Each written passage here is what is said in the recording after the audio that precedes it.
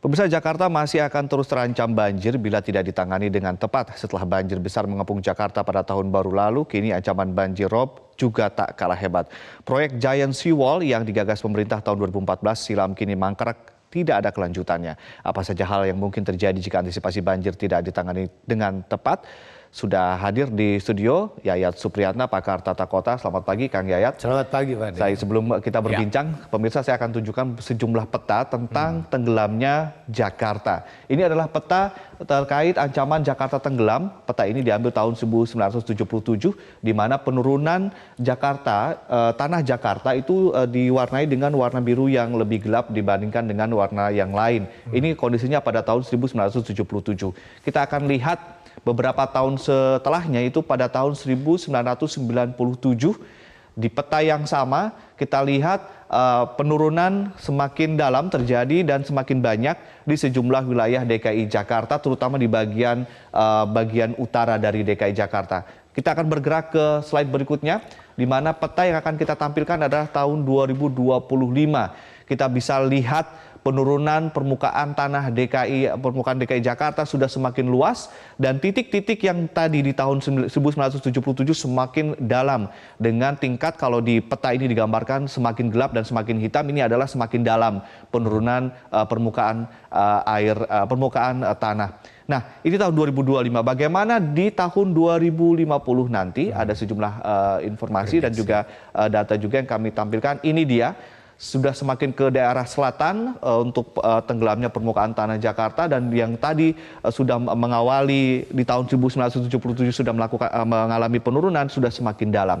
Bahkan jika pemirsa Anda berkunjung ke daerah Jakarta Utara, maka Anda juga akan melihat bagaimana tanggul hampir sudah akan dipenuhi oleh air, sementara di sebelah daratan sudah berada jauh di bawah permukaan air laut. Dan kita juga bisa melihat di sana bagaimana kemudian penanganan banjir rob di DKI Jakarta masih berupa tambal sulam semata. Nah, Kang Yayat, ya, kita sudah melihat penurunan air, penurunan permukaan tanah ini kan akibat eksploitasi air tanah, banjir dari hulu, lalu kemudian juga permukaan air laut yang sebetulnya naik. Dan ditambah hujan lokal yang mungkin tinggi. Baik, nah ini Januari ini kan katanya akan terjadi banjir rob. Sejarah di DKI Jakarta, bentangnya masuknya berapa jauh sampai ke dalam wilayah DKI Jakarta yang telah terjadi? Pertama begini, kita harus akui bahwa ancaman banjir rob itu bisa diantisipasi kalau misalnya kemampuan kita membangun tanggulnya. Sebetulnya ancaman tertinggi itu siaga 3 itu jika mencapai 205 cm. 205 cm. Kemudian berapa besar bentang yang terancam terkait dengan banjir rob itu tergantung kepada tingkat penurunan permukaan tanah dan tingkat kekritisannya, karena banyak wilayah yang di sekitar itu ketinggian itu dulu berada sama dengan permukaan airnya, dan sebagian memang melakukan peninggian dalam konteks untuk mengantisipasi rob seperti ini. Nah, sekarang pertanyaannya, berapa lama intensitas rob itu bisa terjadi? Sangat situasional sekali, karena mengingat begini, ini ada persoalan besar ketika terjadi pasang laut, dan pada saat yang sama di wilayah muara itu adalah kawasan parkir air. Nah, sekarang kawasan parkir air itu menjadi tempat tinggal manusia. Biasanya kalau pada saat pasang, air itu kan menunggu, dia surut, kemudian baru dia masuk ke laut. Nah, zonasi itu yang sekarang yang tidak terpetakan dan tidak dipahami masyarakat dan merubah fungsinya menjadi tempat tinggal. Artinya banjir rob yang kemudian tempat parkir air itu yang kemudian mungkin bisa saja lebih lama untuk naik ke air, ketika misalnya ada air dari hulu, banjir Jakarta secara meluas bisa lebih luas akan terjadi. Kan sangat tergantung kepada kondisi berapa cepat surut itu terjadi. Biasanya kalau Jakarta di wilayah pesisir itu, ketika misalnya terjadi surut, air bisa mengalir. Nah, yang harus diantisipasi adalah ketika air kiriman dalam tanda kutip yang datang ke kawasan tersebut.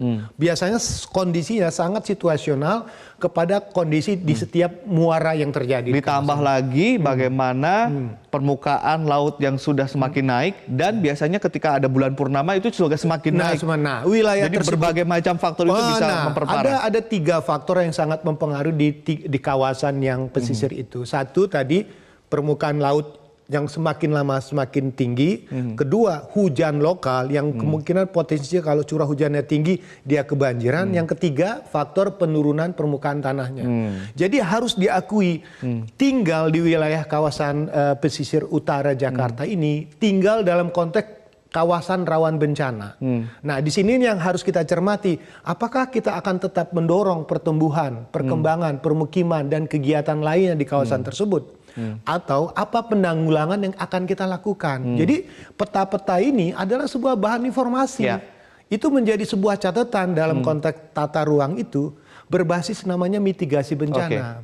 Sejauh mana kita mendapat informasi ini dan tindakan apa yang harus kita lakukan? Kalau kita lihat penurunan permukaan tanah yang semakin dalam ini sebetulnya kan akibat eksploitasi air tanah yang berlebihan. Apakah sampai saat ini sudah ada tanda-tanda bahwa eksploitasi ini sudah semakin berhenti atau justru masih semakin meluas? Justru ini pertanyaan yang paling menarik. Mengapa? Sejauh mana pengawasan kita terkait persoalan pengambilan air tanah tersebut? Banyak loh apartemen dan gedung tinggi yang ternyata masih eksploitasi air tanah. Dan itu diperparah lagi dengan sistem pelayanan air bersih kita yang belum memadai. Air pipa. Air perpipaan kita. Nah, jalan pintasnya biasanya yang gedung-gedung besar atau punya kegiatan besar itu mengambil jalan pintas. Yang menjadi catatan bagaimana pengawasan terkait pengambilan air tanah. Ini otomatis kan punya implikasi besar. Kita lihat masalah penurunan ini beberapa warna yang merah ini ternyata sudah hampir 2 meter penurunan tanah Jakartanya ini. Nah, sekarang menjadi pertanyaan kita, zonasi yang merah ini bagaimana pengendalian tata ruangnya? Apakah izin-izin akan terus diberikan? Bagaimana mall semakin banyak? Makin banyak, mall semakin banyak. Nah, justru kadang-kadang ada cara pandang yang mengatakan mungkin ini wilayahnya secara feng shui misalnya dekat dengan air, punya keberuntungan dan sebagainya. Tapi ingat bahwa kita punya persoalan dengan persoalan mendasar, yaitu penurunan permukaan tanahnya ditambah dengan eksploitasi air tanah yang terlalu berlebihan. Nah, pertanyaan lebih lanjut, antisipasinya itu perlu kita lakukan. Bagaimana tanggung lautnya? Dilanjutkan atau tidak? Nah, pasalnya kan tanggul laut sekarang dihentikan gara-gara investor tidak mau membangunnya, gara-gara reklamasi dihentikan. Ini kan mengkait satu dengan yang lain. Karena pertanyaan paling mendasar, konsep pembangunan dan pembiayaan itu dari mana? Apakah dari APBN, APBD, atau dalam konteks KPBU misalnya? Seberapa membantu sih dengan adanya tanggul laut itu nanti? Yang pertama begini, kita kan harus membaca berapa tinggi permukaan laut maksimal yang terjadi untuk diproyeksikan 10-20 tahun yang akan datang. Ada yang mungkin katanya bila sampai 100 tahun ke depan. Iya, 100 tahun ke depan diproyeksikan. Misalnya contoh, sekarang tanggul laut sekarang ini berapa tinggi maksimal yang ada untuk mengantisipasi pasang tertingginya. Sekarang levelnya antara 171 sampai 200 cm sebagai batas normalnya. Di atas tersebut itu sudah merupakan ancaman.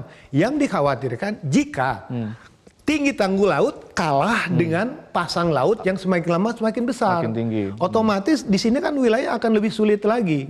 Nah, pertanyaan lebih lanjut adalah model antisipasi apa yang harus dilakukan. Memang ada beberapa permukiman yang cukup baik di situ, mengembangkan dengan sistem polder. Nah, artinya memang harus ada pola yang dibangun, tetapi biayanya cukup mahal.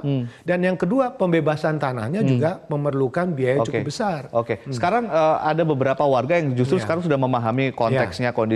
Reklamasi sebetulnya ternyata diperlukan juga karena memang ternyata itu akan berdampak pada pembangunan tanggul itu. Tetapi masalahnya kan sekarang politik yang kemudian mencederai Jakarta itu sendiri.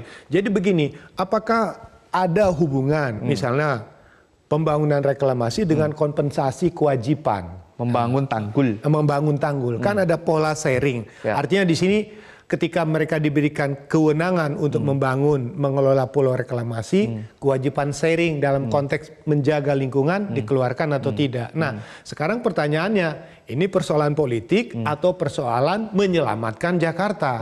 Kita kan berpikir, kalau ini merupakan sebuah cara menyelamatkan Jakarta, harus ada kontribusi. Di sini pola kerjasama antara pemerintah pusat dan Pemprov DKI harus terbangun. Mungkin juga sampai dengan di wilayah Banten, di wilayah Kabupaten Tangerang. Otomatis tanpa ada sinergi saya kira agak berat karena pembiayaannya juga cukup tinggi dalam 400-an triliunan lebih begitu betul. ya. Nah, konteksnya kan berapa besar kemampuan APBN kita, berapa besar kemampuan APBD ya kan. Nah, di sini otomatis harus ada pemetaan. Kalau swasta jelas dia tidak mau membangun jika Kalau misalnya nggak ada reklamasi. tidak ada reklamasi atau tidak ada sharing kepentingan di Tapi dalamnya. pemerintah pusat sudah membangun sekitar 4,7 km. Apakah Oke. hanya cukup segitu sebagai stimulan? Nah, sekarang kita lihat sejauh mana wilayah yang punya potensi kemungkinan akan terancam dalam konteks yang betul-betul kekritisannya sangat tinggi. Nah, sekarang kalau melihat 2050, 2035 tadi dengan ancaman demikian besar, siapa yang akan membiayai? Justru pertanyaannya, proyek NCICD yang sudah ada itu kan menjadi PR besar. Oke. Dilanjutkan atau tidak? Dibiayai oleh pemerintah atau swasta? Terkait hal ini terkait dengan Jakarta atau ibu kota negara kan katanya mau pindah. Iya. Ini berarti hanya kepentingan pemerintah pusat di sini atau justru Pemprov seharusnya Nah, berpikir ini seperti menarik. Dalam konteks pembangunan ibu kota baru, kan pemerintah sudah mengalokasikan dana hampir 460 triliun di sana. Sementara untuk Jakarta ada proyek ada anggaran dicanangkan 571 triliun dalam konteks pembenahan secara menyeluruh. Ya. Pertanyaannya, apakah angka tersebut termasuk dengan proyek NCICD atau tidak? Dengan tanggul laut atau tidak? Kalau tidak ada, perlu dimasukkan. Tapi yang menjadi pertanyaan sekali lagi, sumber pembiayaan keuangannya bagaimana? Dari mana? Dan bagaimana pentahapannya? Maka mau tidak mau, kalau konteks Jakarta nanti akan dipromot menjadi kota bisnis, perdagangan, aspek ini menjadi penting. Penting ya. Karena apa? Bagaimana sebuah kota perdagangan kalau terancam dengan bencana terus-menerus? Bagaimana kota perdagangan jasa dia menjadi pusat dari kegiatan ekonomi terganggu karena persoalan kebencanaan. Jadi berpikirnya adalah ancaman itu menjadi sebuah cara kita untuk berpikir untuk mengantisipasi dalam bentuk kebijakan antisipatifnya gitu. Disinilah tanggul laut penting atau tidak penting. Oke. Nah, ini tapi yang perlu menurut Kang dikembangkan. Yayat sendiri ini penting atau tidak penting kalau kedepannya Jakarta adalah kota bisnis bukan ibu kota negara lagi. Kan undang-undang juga mengamanatkan Ya. wilayah ibu kota negara harus dilindungi dari berbagai macam Betul. aspek begitu ya. Betul. Tapi ini akan jadi kota bisnis nih. Nah, artinya kalau kota bisnis, maka harus ada sharing dalam ini. Siapa yang berinvestasi di Jakarta, yang mendapat manfaat dari Jakarta, memberikan kontribusi tidak untuk menyelamat kota ini. Kedua, pola dalam bentuk kompensasi misalnya. Mereka-mereka yang melakukan berkontribusi dalam konteks pembangunan tanggul misalnya, mendapatkan hak atau insentif dalam konteks pemanfaatan kebijakan mereka di dalamnya. Baik, Kang Yayat, tampaknya ini kalau kita lihat faktanya bahwa pemerintah pusat sudah membangun tanggul 4,7 km untuk tanggul raksasa ini di bagian A-nya. Tetapi kemudian yang ada di tengah laut itu kan perlu panjang yang kemudian Pemprov dan juga pihak swasta. Pihak swasta tidak mau membangun tanggul kalau reklamasinya tidak dilanjutkan. Pemprov memutuskan untuk tidak melanjutkan reklamasi, saling mengunci. Tapi Jakarta semakin tenggelam. Ya, itulah kita memerlukan satu pola insentif baru yang bisa kita berikan kepada mereka yang mau berkontribusi dalam konteks pembangunan tanggul tersebut. Nah, PR terbesar adalah pola insentif apa yang akan diberikan. Mohon maaf ya. Apakah ini reklamasi akan dilanjutkan atau hanya berhenti pada satu pulau ini? Rencana skenario kan ada 17 pulau. Kemudian dihentikan. Kemudian pertanyaan hanya satu pulau. Nah, seperti kita melihat ini. Giant Seawall adalah bagian yang tidak terpisahkan. Yang di atas itu. Dari seluruh konteks ini. Artinya apa?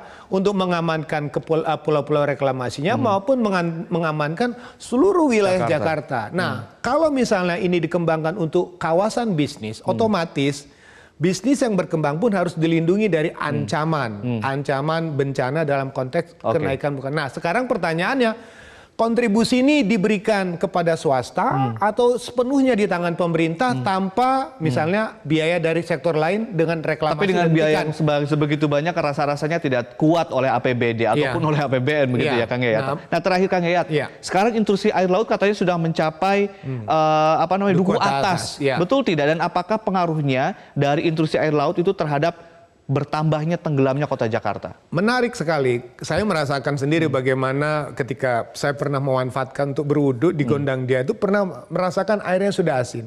Di duku atas juga sudah sampai seperti itu. Pertama, ancaman terhadap kualitas air tanah Jakarta semakin turun. Kedua, ancaman penurunan ini juga menjadi besar. Nah, pertanyaannya, daripada kita mengambil air tanah secara berlebihan, nah ini ada dikatakan potensi waduk air baku. Nah, giant seawall adalah bagian yang tidak terpisahkan dari konteks penyediaan Tata air kelola air baku. minum. Tapi dengan catatan, pola penyelamatan airnya itu mesti dilindungi dari limbah dan sebagainya, sehingga tersedia air baku di Jakarta untuk mengurangi apa? Mengurangi pengambilan air tanah tersebut. Jadi kalau misalnya kita ingin membangun konsep yang besar dengan gagasan seperti ini, perlu pertimbangan-pertimbangan yang lebih mempertimbangkan semua aspek di dalamnya. Gagasannya maju, gagasannya besar, tapi kemudian mundur oleh politik begitu. Ah, itulah saya susah kalau sudah Politik mengatakan. menenggelamkan Jakarta. Nah, itu menjadi catatan bagi kita. Baik, terima kasih Kang Yayat telah membahas bersama kami. Dan pemirsa tetaplah bersama kami. Metro Pagi Prime Time akan segera kembali dengan informasi lain terkait perakiraan cuaca setelah jeda berikut ini.